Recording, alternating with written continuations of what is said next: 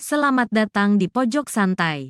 Sebelum Anda mendengarkan audiobook ini, kami menginformasikan bahwa channel ini adalah review audio dari buku yang ada di Indonesia. Untuk membaca keseluruhan buku ini, kami menyarankan membeli buku aslinya di toko buku kesayangan Anda, baik offline maupun online. Keberadaan channel ini dimaksudkan untuk membantu Anda mendapatkan pengetahuan dari buku-buku kesayangan Anda. Jangan lupa untuk subscribe, like, dan komen. Selamat datang di Pojok Santai, channel khusus yang membahas komik dan novel dengan cara asyik. Singo Ireng dan Pendekar 212 akhirnya terjadi pertempuran di antara mereka. Bagaimana selanjutnya? Yuk cari tahu di video berikut ini.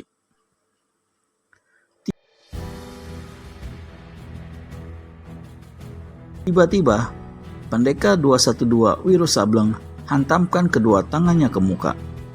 Tubuh Singo Ireng mencelat ke belakang sampai 5 tombak. Ketika dia berdiri, maka tubuhnya terbungkuk tertati-tati. Hidungnya kembang kempis, tanda napasnya memburu tak teratur. Nyatalah bahwa Resi Kosen ini telah menderita luka parah di dalam akibat pukulan Wiro Sableng tadi. Senjatanya mentah-entah kemana. Wiro tertawa mengekeh. Sebaliknya, lawannya menggeram laksana harimau terluka.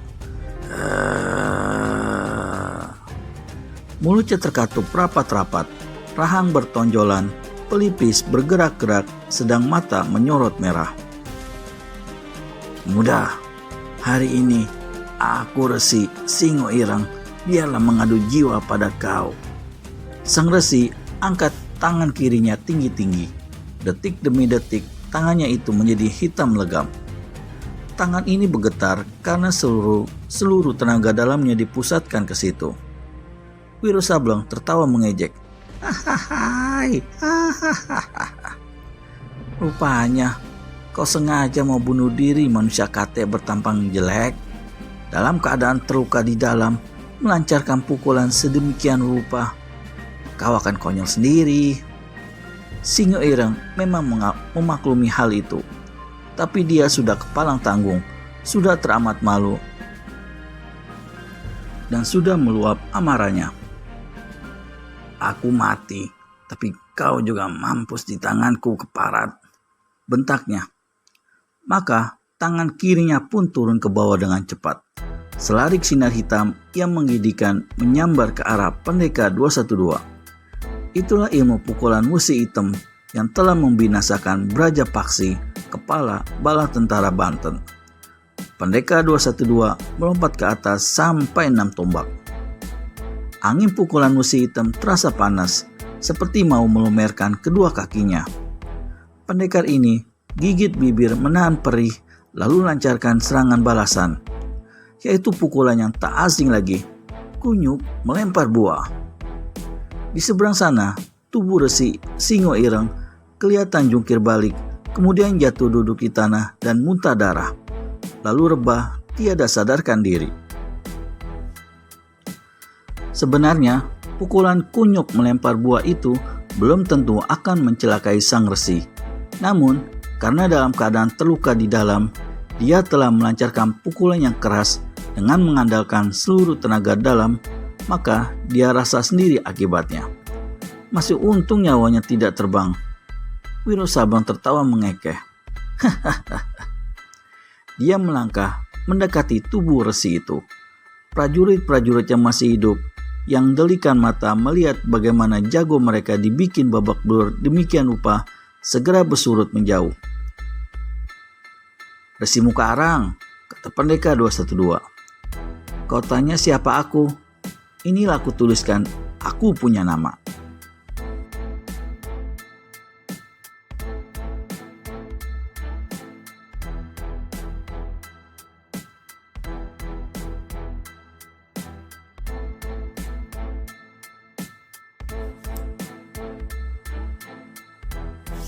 Dan habis berkata demikian, pendekar ini segera guratkan angka 212 di kulit kening yang hitam dari Singo Ireng. Kemudian pendekar ini berdiri kembali. "Hei, kerak-kerak pemberontak," katanya pada prajurit-prajurit yang masih hidup. "Kalian boleh menggotong manusia bermuka pantat kuali ini ke kota raja.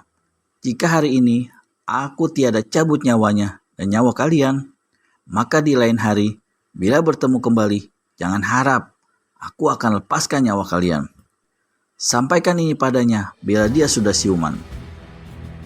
Dan sesudah bicara demikian, Wiro Sableng segera tinggalkan tempat itu dengan membawa mayat Mangkubumi Mintra.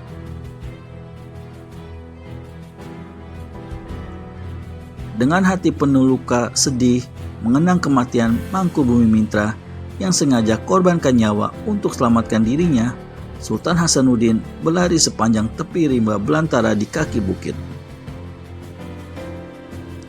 Perjuangan memang membutuhkan pengorbanan, dan ini bukan saja menambah besarnya dendam kesumat di hati Sultan terhadap Parit Wulung dan penggolan-penggolan pemberontak lainnya, tapi juga mempertebal tekadnya bahwa di suatu ketika dia pasti akan kembali ke Banten dan membangun kerajaan Banten yang sah.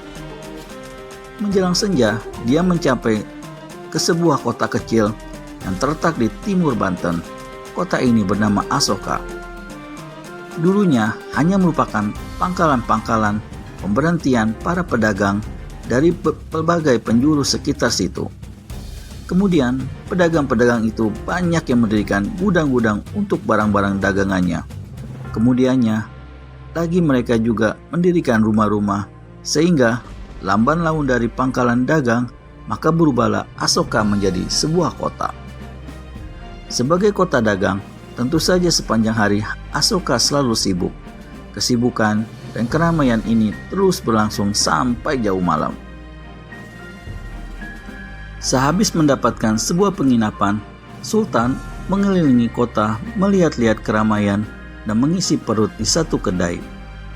Ketika bulan sabit di atas langit tertutup oleh awan tebal berwarna gelap, maka Sultan pun kembali ke penginapannya. Matanya yang tajam segera melihat adanya ketidakberesan dalam kamar di mana dia menginap. Sprei agak kusut, bantal-bantal tidak terletak di tempatnya semula, sedang bungkusan kecil yang berisi beberapa potong pakaian serta sejumlah uang yang diletakkannya di kolong tempat tidur nyata sekali bekas dibuka dan digeledah orang.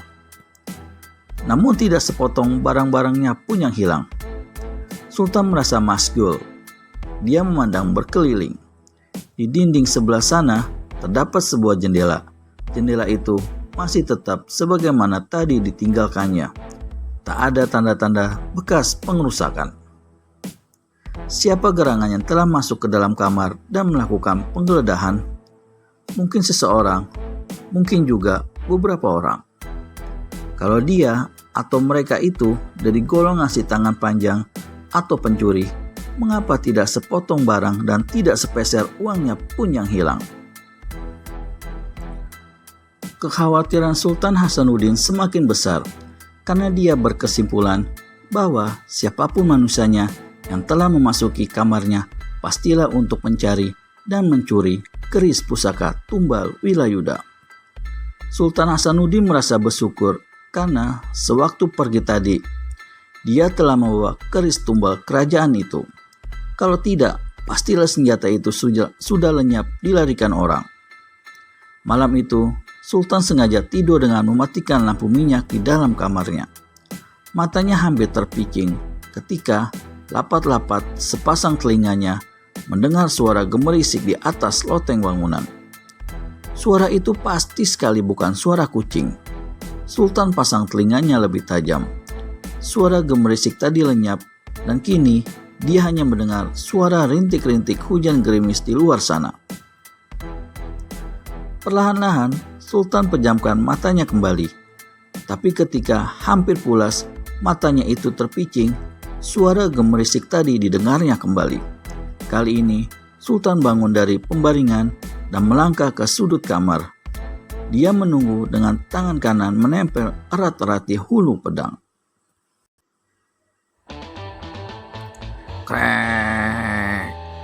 Tiba-tiba pintu kamar terbuka. Sultan terkejut. Dia ingat betul bahwa pintu kamar itu telah dikuncinya tadi. Bagaimana kini bisa terbuka semudah itu tanpa suara dan siapakah yang membukanya? Sultan tak menunggu lebih lama. Sesosok tubuh manusia yang sangat pendek masuk mengendap-endap ke dalam. Manusia ini memakai jubah panjang. Karena tubuhnya yang katek, maka jubahnya menjela-jela sampai ke lantai. Tiba-tiba, orang itu putar tubuh ke kiri dan melompat. Sebuah benda besar di tangannya, yaitu sebilah golok 4 persegi panjang, menderu ke arah di mana Sultan berdiri. Sultan sendiri yang saat itu memang sudah siap siaga cabut pedangnya dengan cepat dan menangkis. Terang! Bunga api memercik. Karena kamar itu gelap, maka sinar percikan bunga api menjadi terang sekali dan menerangi kedua muka manusia yang berada di situ. Keduanya saling meneliti paras lawan masing-masing. Terkesiaplah Sultan Hasanuddin ketika melihat bagaimana wajah manusia yang dihadapinya itu seramnya bukan main. Siapakah penyusup sekaligus penyerang Sultan Hasanuddin? Temukan jawabannya di video selanjutnya hanya di channel Pojok Santai. Segera subscribe dan tekan tombol lonceng untuk mendapat notifikasi video terbaru dari kami. Terima kasih dan sampai bertemu kembali.